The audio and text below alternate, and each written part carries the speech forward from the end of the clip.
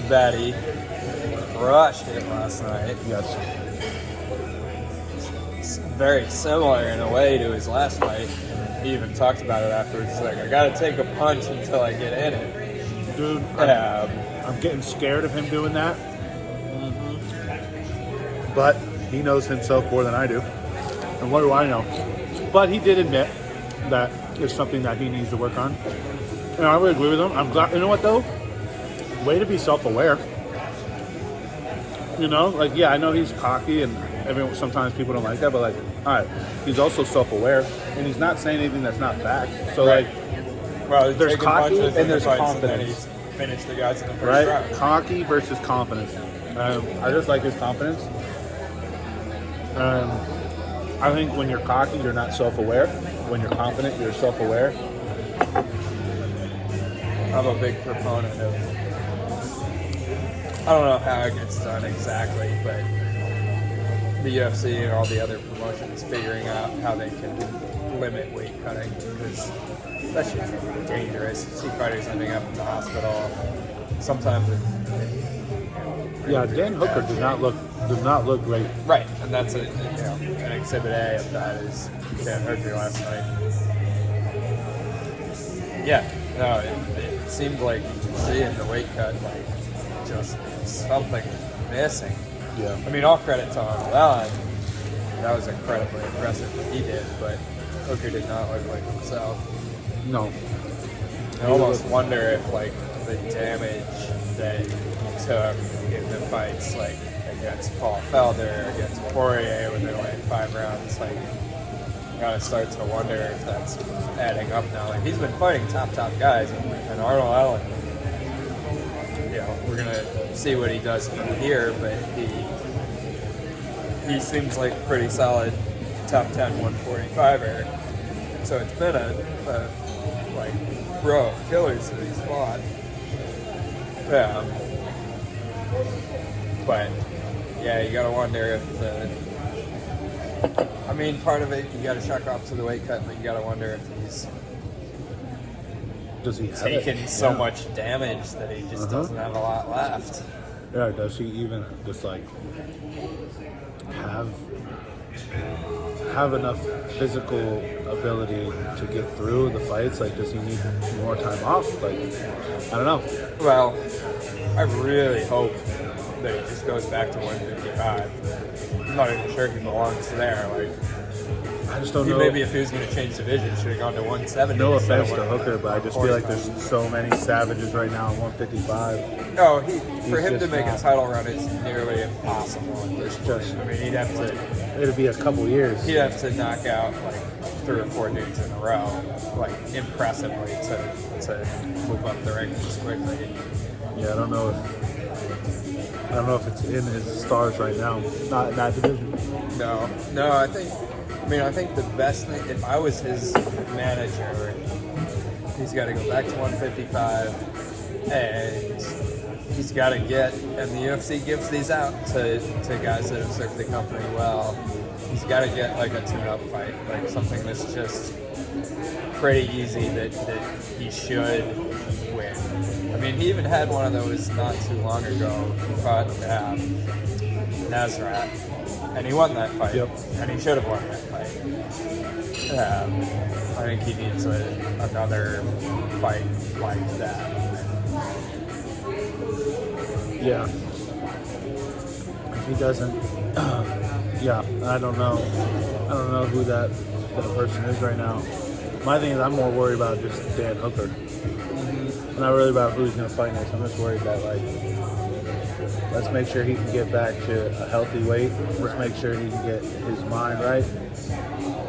That's the thing. I feel like when your chips are down sometimes like that, you think the next big thing is like, what's the next fight? It's like, this dude's a savage, and he's put some entertaining fights on. Like, hey, take some time to heal, big dog, and we'll get you back. There's plenty of talent in that division. I mean, he's going to make a name on anyone. Don't cut to 145 Yeah, anymore. We're wondering about that all week. It just played out. I mean, I'll say for him, I'm impressed that he even made the weight. Like, obviously his performance wasn't that great, but just the fact that he was made. Right. Well, I'll tell you another one. Molly McCann. Oh, What that elbow. finish. Oh. What a finish. Well, and to do Scousers that are in putting London, Liverpool on in the front map. of the UK crowd. Her and Patty, That I'm was telling so you, man, fun. they are fun to watch. They are a good dynamic duo. They look just like two kids just on a ball right now, just having a blast, stirring up the party. Yeah, it does seem like a brother and sister that get along really well and just wreck shit. And just kick the crap out of everyone. Trip for them to go fight. And you know what? And then you get into the fans. The UFC fans over there always have to suffer and sit through a 4 a.m. card, 6 a.m. card. And you know what? Here we go. Side note. What is wrong with the 1 p.m. card? I love it more. Oh, I like it. I'm a fan. I wish all fights started at 1 p.m. Being on the East Coast of the U.S. where we are, if you have a main card that starts at 10 p.m. here, it's finishing at 1 o'clock in the morning. Yeah. When I was 23, I would have loved that. Now I'm not that young anymore. I want to go to bed. It hurts. So I think it's a good move. And even a better move is make fights earlier in the day. But I love the fact that they were in London. It was amazing. Thank you so much. Everything's great. Good. I'm so glad.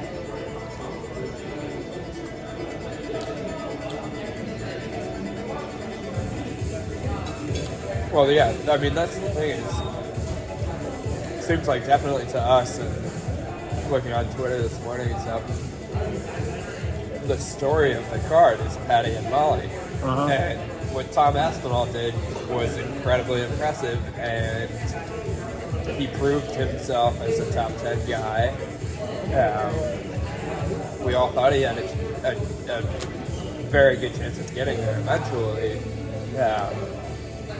But like we talked about on the podcast, Volkov is kind of that gatekeeper right now. For Which the top five, is top crazy 10. to call because usually He's so good for a gatekeeper. you call people gatekeepers as those that are on their way out. I still don't think Volkov's on his way out. Oh, I he's think definitely not. He's going to hang out in the top 10 for Yeah. a little while. So. He and again, you know what? Kudos to him.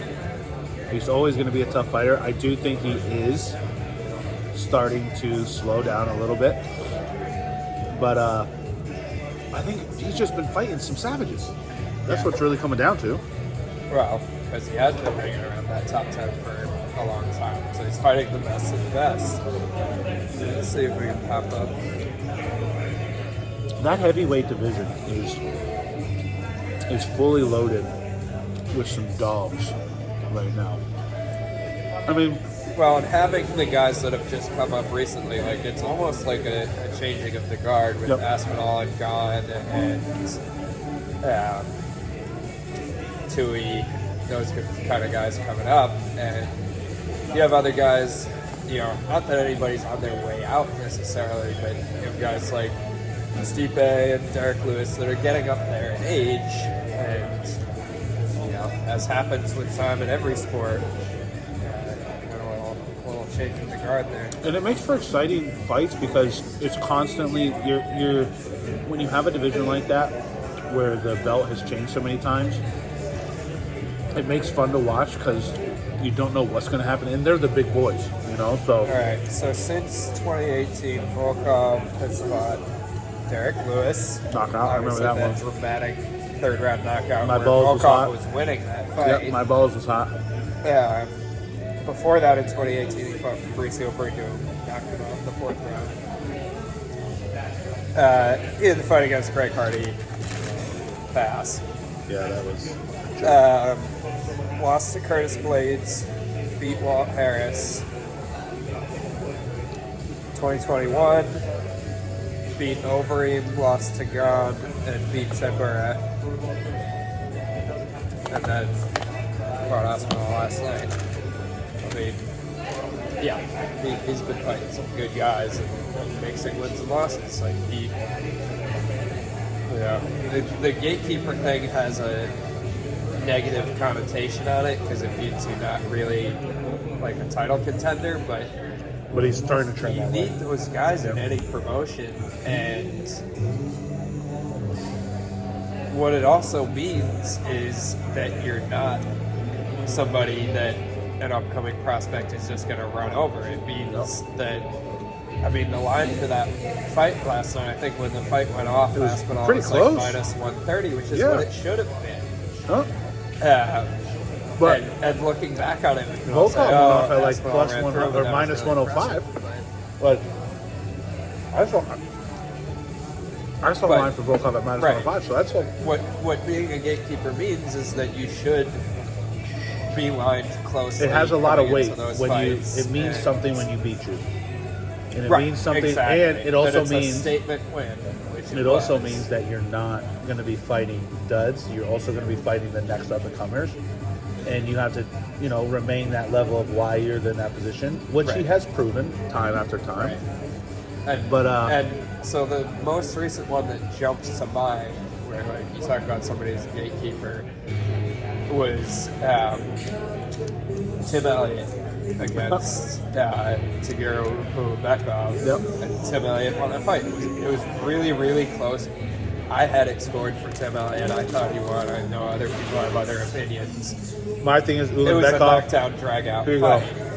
go. In a fight like that, Ubekov, you can't let that go to the decision, and he did, and that's what happens. And Right. either way, I don't think they're wrong. Yes, you could have went either way, but Yeah, I wouldn't argue too strongly if you wanted to score that fight for Ubekov. I was judging it. I think Elliott took 2 rounds.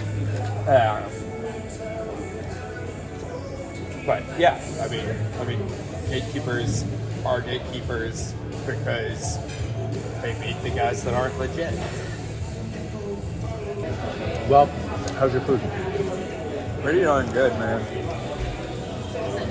Sauce is really good. The pulled pork is done well. It's fatty, which I like personally. Mac and I like a cheese is fatty. solid. I like a fatty pulled pork. Fatty pulled pork all the way. How about you? How's the wings? Dude, the Chipotle barbecue is sweet and spicy, just how I like it.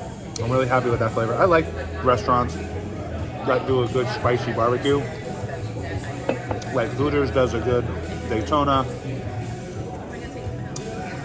There's hot barbecue over at Quaker Steak and Lube. So I like a good hot barbecue. So this actually is on point. My biggest thing though with wings isn't this just the flavor; it's that they're cooked. Right. I've had places that have had wings that are just like still undercooked and bloody. So I like mine a little crispy and definitely well done. And this matches that for sure. Awesome.